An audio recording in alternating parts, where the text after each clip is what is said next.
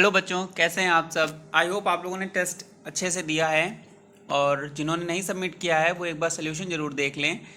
आज के इस वीडियो में हमें देखना है कंज्यूमर राइट्स चैप्टर, जो कि आपका इकोनॉमिक्स का लास्ट चैप्टर है, उसके सारे 1 मार्क्स क्वेश्चंस जो आ सकते हैं बोर्ड एग्जाम में। शुरू करते हैं सेक्शन ए से। सेक्शन ए है हमारा ट्रू एंड फॉल्स। सबसे पहला क्वेश्चन ट्रू एंड फॉल्स में कह रहा है कोपरा अप्लाइज ओनली टू गुड्स। कोपरा यानी कंज्यूमर प्रोटेक्शन एक्ट जो 1986 में आया था बेटा, वो सिर्फ गुड्स पर अप्लाई नहीं होता है, वो सर्विसेज पर भी अप्लाई होता है, इसलिए ये क्या हो जाएगा, false. Second question, India is one of the many countries in the world which has exclusive courts for consumer redressal. बिल्कुल सही है, हमने आपको बताया था 3 टियर सिस्टम है इंडिया में कंज्यूमर फोरम्स का, डिस्ट्रिक्ट लेवल पर, स्टेट लेवल पर और सेंट्रल लेवल पर, जो कंज्यूमर की शिकायतों को सुलझाने के लिए और प्रोड्यूसर्स जो मैन्युफैक्चरर्स और जो सेलर्स हैं उनके बीच में जो डिस्प्यूट्स होते हैं उन्हें सुलझाने के लिए वर्क करता है। तो ये बिल्कुल सही होगा। Second question, consumer feels that he has been exploited. Exploited का मतलब उसका शोषण किया गया है या उसे चीट किया गया है। He must file a case in the district consumer court. बिल्कुल सही है, अगर किसी कंज्यूमर को ये लगता है तो वो सबसे पहले कहाँ जाएगा, डिस्ट्रिक्ट कोर्ट। अगर उसे वहाँ से न्याय नहीं मिलता है या उसे मनमाफिक सोल्यूशन नहीं मिलता है तब वो स्टेट लेवल और देन नेशनल लेवल पर अप्रोच कर सकता है। लेकिन आपको ये भी याद रखना है बेटा, जो हमने आपको प्राइस लिमिट बताई थी, अगर 20 लाख से कम का है तो वो डिस्ट्रिक्ट में जाएगा, लेकिन अगर 20 लाख से ज़्यादा है और 1 करोड़ से कम का है, 1 करोड़ और 20 लाख के बीच में है तो वो स्टेट लेवल पर जाएगा, और अगर 1 करोड़ से भी ज़्यादा है, ग्रेटर देन 1 करोड़ है प्रोडक्ट का अमाउंट, तो फिर उसे नेशनल लेवल पर ही कंप्लेन करना पड़ेगा। इसके बाद बेटा हम बढ़ते हैं अगले क्वेश्चन की तरफ। अगला क्वेश्चन हमारा कह रहा है it is worth while to move to consumer courts only if the damages incurred are of high value. अगर नुकसान ज़्यादा हुआ है तभी कंज्यूमर कोर्ट जाने का फ़ायदा होता है। बिल्कुल सही बात है। ऐसा इसलिए कहा गया है बेटा क्योंकि कंज्यूमर फोरम्स जो हैं, जो कंज्यूमर रिड्रेसल प्रोसेस है, वो काफ़ी ज़्यादा कॉम्प्लेक्स है इंडिया में। ठीक है, अगर आप न्याय लेने जाते हो तो आपको खर्चा भी करना पड़ता है, चक्कर लगाना अदालतों के, प्लस जो हेडक्वार्टर्स हैं वहाँ तक पहुँचने में ट्रांसपोर्टेशन कॉस्ट एट्सेट्रा। अगर सपोज आपने 5 रुपये का पार्ले जी खरीदा है और आप उसको लेकर कंप्लेन कर रहे हो कि 5 रुपये का पार्ले जी हमें 6 रुपये में मिला, तो उस 1 रुपये के लिए आप कंज्यूमर फोरम जाओगे तो शायद आपको 1 रुपये कंपनसेशन वापस मिल जाएगा, लेकिन उस 1 रुपये के लिए आपको खर्चा ज़्यादा करना पड़ेगा। तो यहाँ पर सही गलत आपसे नहीं पूछ रहा है, आपसे बस इतना पूछ रहा है it is worth while to move. फ़ायदा तभी होगा आपको कंज्यूमर फोरम में कंप्लेन करने का जब आपका नुकसान ज़्यादा होगा, तभी आपको कंपनसेशन ज़्यादा मिलेगा। ठीक है, अगर खर्चा कम है, नुकसान कम है, तो उस नुकसान की भरपाई तो मिल जाएगी, लेकिन उस नुकसान की भरपाई के लिए से ज़्यादा हो जाएगा। तो इसलिए ये ऑप्शन क्या हो जाएगा, बिल्कुल सही। इसके बाद बेटा अगला क्वेश्चन हमारा कह रहा है hallmark is the certification maintained for standardization of jewellery. बिल्कुल सही है बेटा, हमने आपको 3 तरह के साइंस बताए थे जो गवर्नमेंट ने दिए हैं, जैसे हॉलमार्क, एगमार्क और ISI। ठीक है, तो हॉलमार्क जो है वो ज्वेलरी के लिए ही था, सोने और चांदी के आभूषणों के लिए, तो ये बिल्कुल सही होगा। नेक्स्ट क्वेश्चन हमारा कह रहा है the consumer redressal process is very simple and quick. जो कंज्यूमर्स शिकायत लेकर जाते हैं अपनी कंज्यूमर फोरम में, उनका जो है समाधान आसानी से और जल्दी हो जाता है। तो ये बिल्कुल फॉल्स है बेटा। ठीक है, न्याय मिलना थोड़ा सा कॉम्प्लेक्स है। जुडिशरी सिस्टम हो या कंज्यूमर फोरम्स हो, इन जगहों पर सही से न्याय मिले, क्योंकि हर बार ना तो कंज्यूमर सही होता है और ना ही हर बार प्रोड्यूसर गलत होता है, इसलिए सही व्यक्ति को सही न्याय मिले, इसलिए जुडिशरी सिस्टम जो न्याय व्यवस्था है वो थोड़ी सी कॉम्प्लेक्स बनाई गई है, जिसकी वजह से समय कभी कभी ज़्यादा लग जाता है। तो क्विक और सिंपल तो नहीं है। नेक्स्ट क्वेश्चन हमारा कह रहा है consumer has the right to get compensation depending on the degree of the damage. बिल्कुल सही है, जितना नुकसान हुआ है उसके हिसाब से कंज्यूमर का अधिकार है कि उसे कंपनसेशन यानी मुआवजा दिया जाए, जिसने नुकसान किया है उसके द्वारा। इसके बाद बढ़ते हैं बेटा अपने अगले सेक्शन की तरफ। अगला सेक्शन है हमारा MCQs का। पहला क्वेश्चन कह रहा है which one of the following days is being observed as national consumers day in India. तो भारत में जो राष्ट्रीय उपभोक्ता दिवस है वो मनाया जाता है बेटा 24 दिसंबर को। ठीक है, तो यहाँ से ऑप्शन ए सही होगा। कौन सा ऑप्शन सही होगा? यहाँ से ऑप्शन ए सही हो जाएगा, 24 दिसंबर। अब बेटा यहीं से एक क्वेश्चन और बनता है कि जो वर्ल्ड कंज्यूमर डे है यानी विश्व उपभोक्ता दिवस है वो कब मनाया जाता है? तो आपको याद रखना है वर्ल्ड कंज्यूमर डे यानी वर्ल्ड कंज्यूमर डे WCD मनाया जाता है बेटा 15 मार्च को एवरी ईयर, याद रहेगा। अब बेटा यहाँ से एक क्वेश्चन और बनता है कि वर्ल्ड कंज्यूमर जो नेशनल कंज्यूमर डे है वो 24 दिसंबर को ही क्यों मनाया जाता है? तो आपको फिर से ये याद रखना है कि जो कोपरा है हमारा कंज्यूमर प्रोटेक्शन एक्ट है बेटा हमारा, वो 1986 में 24 अक्टूबर को ही लागू हुआ था। इसीलिए 24 दिसंबर को हम लोग नेशनल कंज्यूमर डे मनाते हैं। अक्टूबर गलती से निकल गया, ठीक है। 24 दिसंबर को 1986 में नेशनल कंज्यूमर डे मनाया जाता है क्योंकि इंडिया में 1986 में 24 दिसंबर को कोपरा यानी कंज्यूमर प्रोटेक्शन एक्ट लागू हुआ था। तो 24 दिसंबर आपको याद रखना है, ठीक है। 1986 से हर साल मनाया जा रहा है। अगला क्वेश्चन हमारा कह रहा है बेटा ISI mark can be seen on which of the following items. ISI mark जो है बेटा वो इलेक्ट्रिकल अप्लायंसेस पर देखा जा सकता है क्योंकि ज्वेलरी पर हॉल मार्क होता है। एडिबल ऑयल अगर होगा तो उस पर एडिबल ऑयल और सीरियल्स यानी खाद्यान्न की कोई भी वस्तु होगी तो उस पर एग मार्क होगा। अदर इक्विपमेंट्स जो होते हैं उन पर इलेक्ट्रिकल अप्लायंस जैसे हो गया उस पर ISI मार्क होता है। तो यहाँ से ऑप्शन सी सही होगा। अगला क्वेश्चन हमारा कह रहा है hallmark is used as a logo for which one of the following. Hallmark अभी हमने आपको बताया किस पर लगता है? ज्वेलरी पर लगता है। यहाँ से ऑप्शन बी सही होगा। एग्रीकल्चरल ए जो दिया है उस पर एग मार्क होगा। इलेक्ट्रिकल गुड्स और इलेक्ट्रॉनिक गुड्स पर ISI, ठीक है। तो यहाँ से बी ऑप्शन है जिस पर हॉलमार्क होगा। नेक्स्ट क्वेश्चन हमारा कह रहा है the consumer protection act of COPRA was enacted in the year. बहुत सिंपल क्वेश्चन है, कब इनेक्ट हुआ था? 1986 में। चैप्टर बहुत सिंपल है बेटा, बहुत सिंपल क्वेश्चन बनते हैं इससे। नेक्स्ट है हमारा when was the right to information act passed. Right to information act बेटा पास हुआ था 2005 में। और ये ऑप्शन यहाँ पर बहुत सिंपल दिए हैं क्योंकि इन्होंने ईयर चेंज कर दिया है। अगर एग्जाम में क्वेश्चन टफ करना होगा तो वो सारे 2005 रखेगा, मंथ चेंज करेगा। तो आपको यहाँ से मंथ भी याद रखना है, अक्टूबर 2005, ठीक है। नेक्स्ट क्वेश्चन आता है हमारा बेटा विच of the following is not a right of consumers. निम्नलिखित में से कौन सा ग्राहकों का अधिकार नहीं है? राइट टू सेफ्टी है, right to be informed right to information के तहत आता है, ये भी है। राइट टू चूज जबरदस्ती नहीं कर सकता है सेलर बेचने के लिए या खरीदने के लिए, ये भी है हमारा। लास्ट हमारा कह रहा है राइट टू कॉन्स्टिट्यूशनल रेमेडीज। बेटा ये हमारे फंडामेंटल राइट्स में आता है, ठीक है। अगर आपको याद होगा तो 6 फंडामेंटल राइट्स हमने पढ़ाए थे, उसमें लास्ट राइट हमने आपको क्या बताया था? राइट टू कॉन्स्टिट्यूशनल रेमेडीज, यानी अगर कभी ऐसा होता है कि किसी कानून को सुधारने की या नया कानून बनाने की ज़रूरत पड़े तो वो भी बनाया जा सकता है, ठीक है। तो राइट टू कॉन्स्टिट्यूशनल रेमेडीज़, और हमने आपको बताया था कि right to constitutional remedies article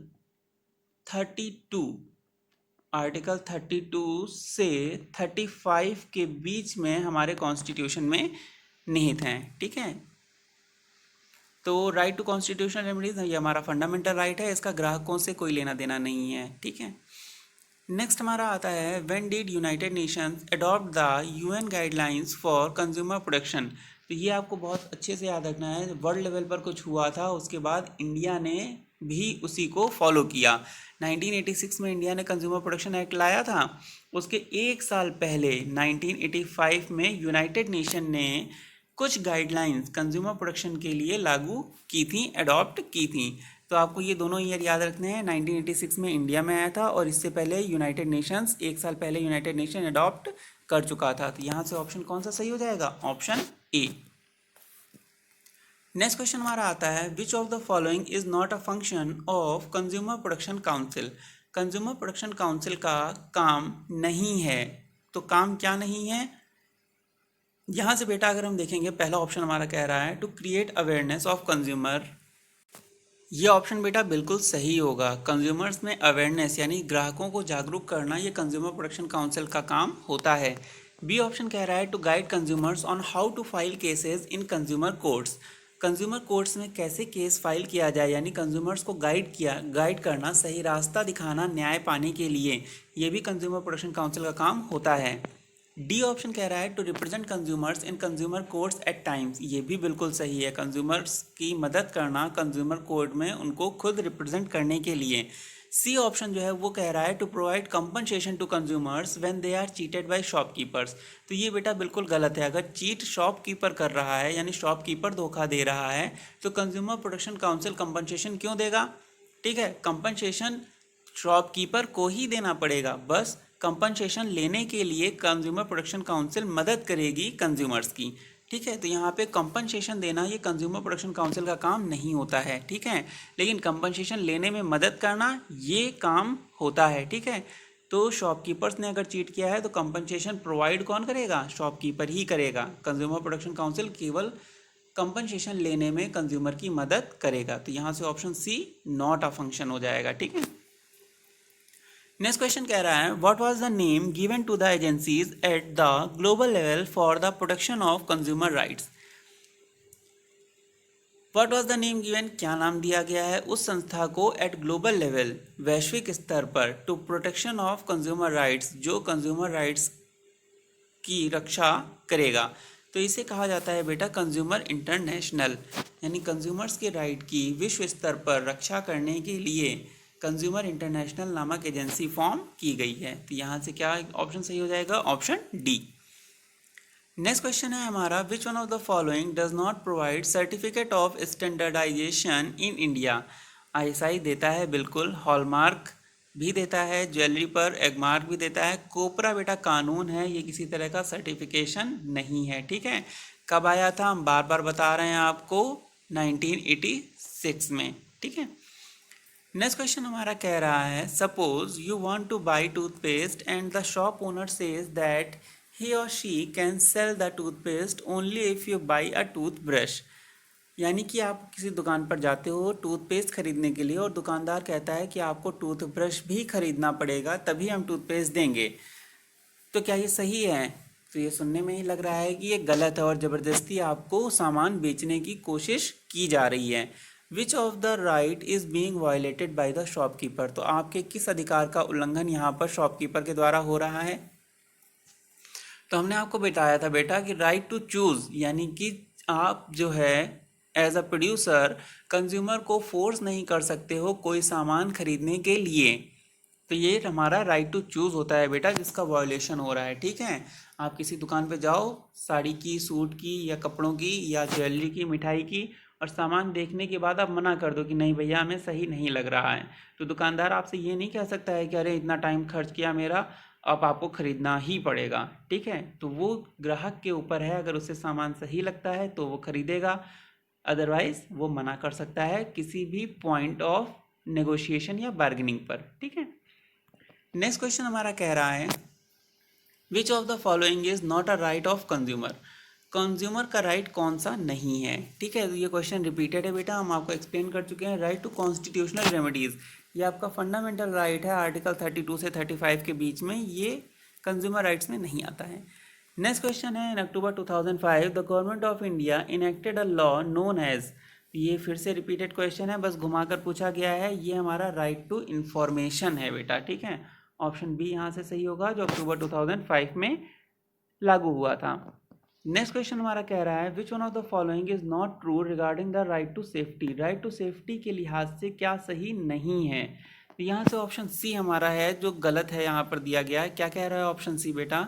right to seek information about functioning of government department, सरकारी विभागों में कैसे काम हो रहा है इसको जानना राइट टू सेफ्टी के तहत नहीं आता है बेटा। ठीक है, सपोज किसी बैंक, सरकारी बैंक में जाएं और उनसे हम पूछें कि बताइए आप कितना इंटरेस्ट लगा रहे हो, कैसे पैसे जमा कर रहे हो, कैसे वर्क कर रहे हो, तो इसका आपकी सेफ्टी से कोई भी लेना देना नहीं है। ठीक है, बाकी ऑप्शन भी देख लेते हैं। पहला ऑप्शन कह रहा है right to be protected against unsafe appliances, अगर कोई दुकानदार आपको ख़राब उपकरण भेज देता है जिसकी वजह से आपको नुकसान पहुंच सकता है इकोनॉमिकली, हेल्थ वाइज या मेंटली, तो ये आपकी राइट टू सेफ्टी में आता है। ठीक है, जैसे ख़राब मोटरसाइकिल या ख़राब इलेक्ट्रिक प्रेस, ठीक है, जिससे आप जल जाओ या कुछ हो जाए एट्सेट्रा, कोई भी बैड इंसिडेंट हो जाए किसी ख़राब अप्लाइंस से, तो ये राइट टू सेफ्टी में आता है। सेकेंड पॉइंट कह रहा है right to protected against unsafe working.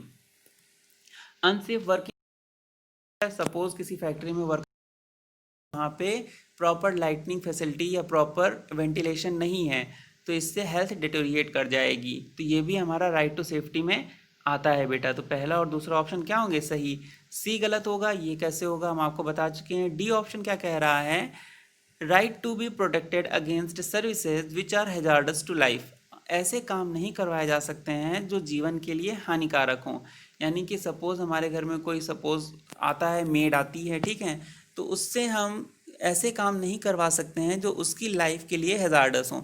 जैसे अभी आपने देखा था ड्यूरिंग लॉकडाउन, गवर्नमेंट ने मना किया था कि कोई भी अपने घरों से नहीं निकलेगा। इस टाइम पर अगर हम अपनी मेड से कहते हैं कि नहीं हमारे यहाँ आकर काम करना ही पड़ेगा, तो ये उसकी लाइफ के लिए हैजार्डस होता है, ठीक है। और ये उसकी राइट टू सेफ्टी में आता है कि वो मना कर सकती है अगर बाहर कोई पेंडेमिक फैला है तो, ठीक है। तो यहाँ से डी ऑप्शन भी सही हो जाएगा, केवल सी ऑप्शन गलत होगा, वही हमें बताना है। नेक्स्ट क्वेश्चन कह रहा है which of the following laws was enacted by the government of India in the year 2005। Again repeated question है बेटा ये। राइट टू इंफॉर्मेशन एक्ट आया था, कब आया था बेटा? अक्टूबर 2005 में।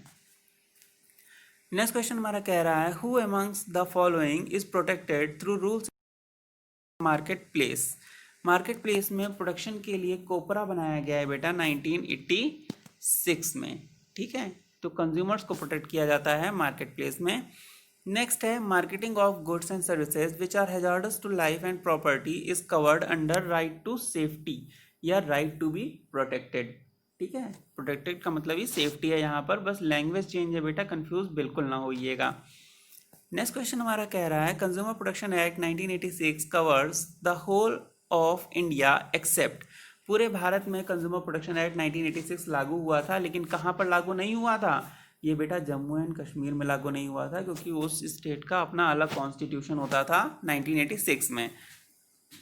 1919 में कुछ इम्प्लीमेंट किया गया है आर्टिकल 370 में, लेकिन अभी भी ये श्योर नहीं है, ठीक है। नेक्स्ट क्वेश्चन हमारा कह रहा है who can seek information under the RTI act 2005। RTI का इस्तेमाल कौन कर सकता है? तो एन इंडिविजुअल सिटीजन। कोई भी भारतीय नागरिक या प्रत्येक भारतीय नागरिक के पास अधिकार है कि वो आरटीआई का सहारा लेकर सरकारी विभाग से या सरकार के द्वारा किए जा रहे कामों का इंफॉर्मेशन जायजा ले सकता है, ठीक है। नेक्स्ट क्वेश्चन हमारा कह रहा है consumer protection act 1986 was enacted by Indian government in 1986। Again simple question, ठीक है, यहाँ से ऑप्शन ए सही होगा।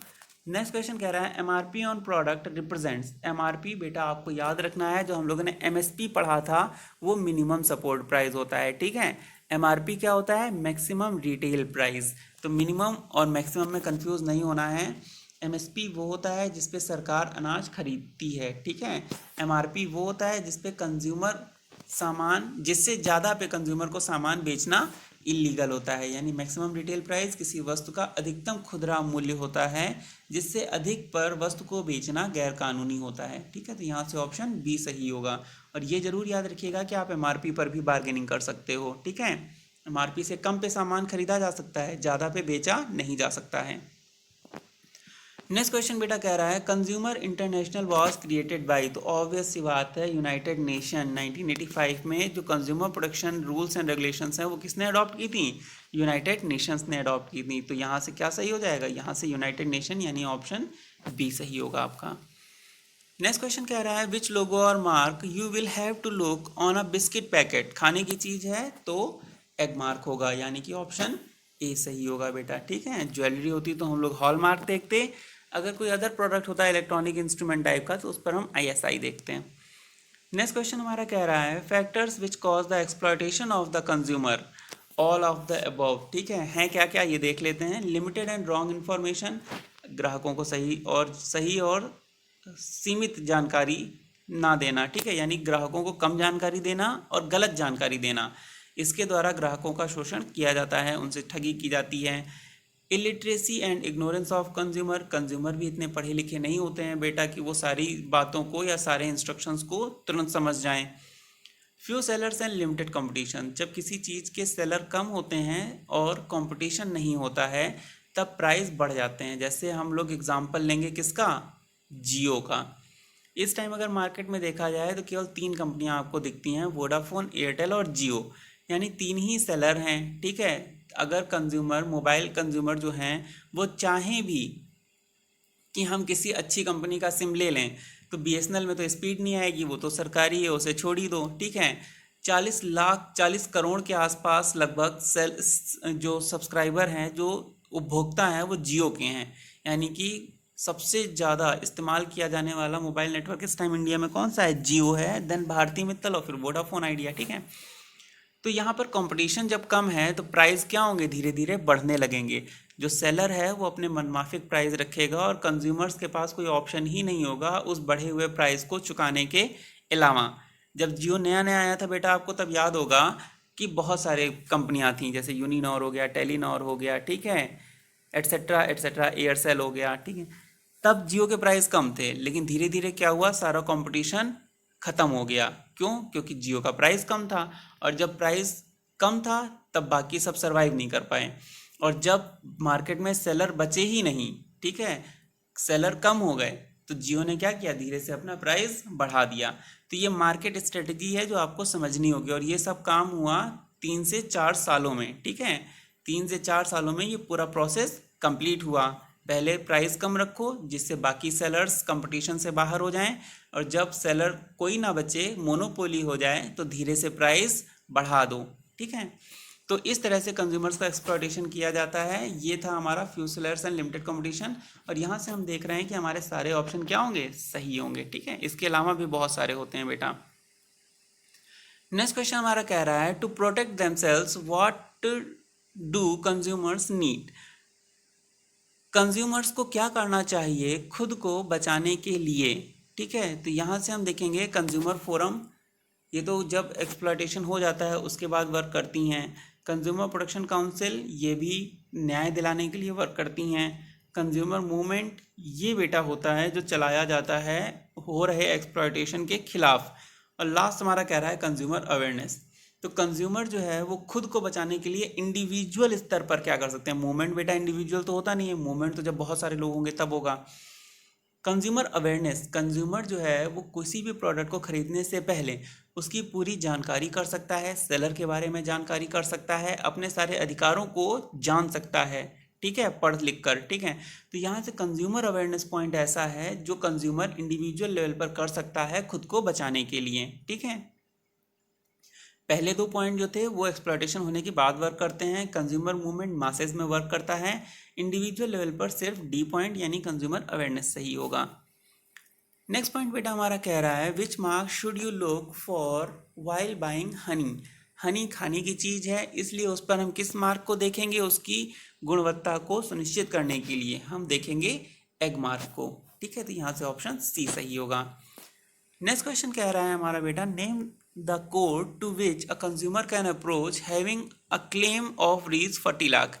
40 लाख के क्लेम है बेटा, तो 20 लाख से ज़्यादा है, 1 करोड़ से कम है, तो हम लोग कहाँ जाएंगे, स्टेट कंज्यूमर कोर्ट। ठीक है, आपको ये चीज़ याद रखनी है, 20 लाख तक का डिस्ट्रिक्ट कोर्ट, 20 लाख से 1 करोड़ तक का स्टेट कोर्ट या स्टेट कंज्यूमर कोर्ट, और 1 करोड़ से ज़्यादा का क्लेम लेने के लिए हमें कहाँ जाना पड़ेगा, सेंट्रल। ठीक है, तो ये ऑप्शन क्लियर है, यहाँ से बी कैसे सही होगा।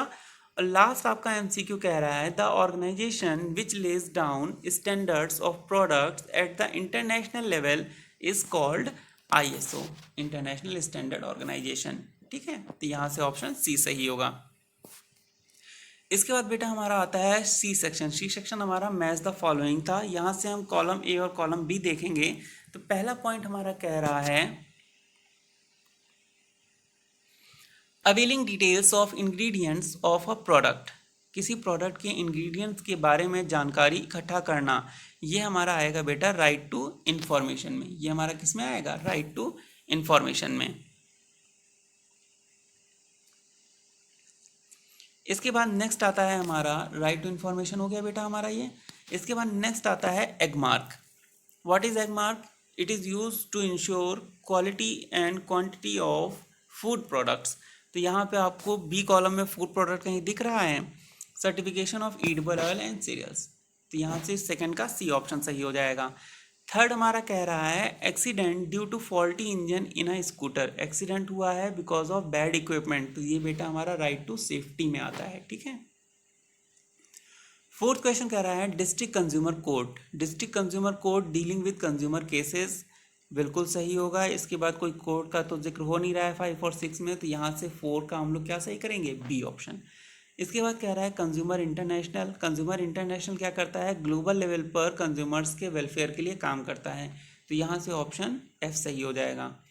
लास्ट हमसे पूछ रहा है ब्यूरो ऑफ इंडियन स्टैंडर्ड, तो ये बेटा एक एजेंसी है जो चीज़ों और सर्विसेज की गुणवत्ता को सुनिश्चित करती है, ठीक है। तो यहाँ से ऑप्शन डी सही हो जाएगा, agency that develops standards for goods and services, और इसका सही से काम करना बहुत ज़रूरी है, तभी देश में सारी प्रोडक्ट्स की क्वालिटी क्या होगी, अच्छी होगी, और लोगों की हेल्थ और सेफ्टी को इंश्योर किया जा सकता है। तो यहाँ से आप आंसर फिर से देख सकते हो, ठीक है, मैंने नीचे कर दिया है दोबारा। फर्स्ट का ई, सेकंड का सी, थर्ड का ए, फोर्थ का बी, फिफ्थ का एफ, और लास्ट 6 का डी। यहाँ से आपका ये पेपर ख़त्म होता है बेटा, और इसके बाद आपका इकोनॉमिक्स का सिलेबस भी वाइंड अप हो रहा है, ठीक है। पढ़ते रहिए, अगर कोई भी डाउट हो तो कमेंट सेक्शन में ज़रूर पूछ लीजिए। नेक्स्ट वीडियो में हम लोग नया चैप्टर शुरू करेंगे, या हो सकता है हम लोग रिवीजन क्लासेस स्टार्ट करें। Thanks for watching, keep studying.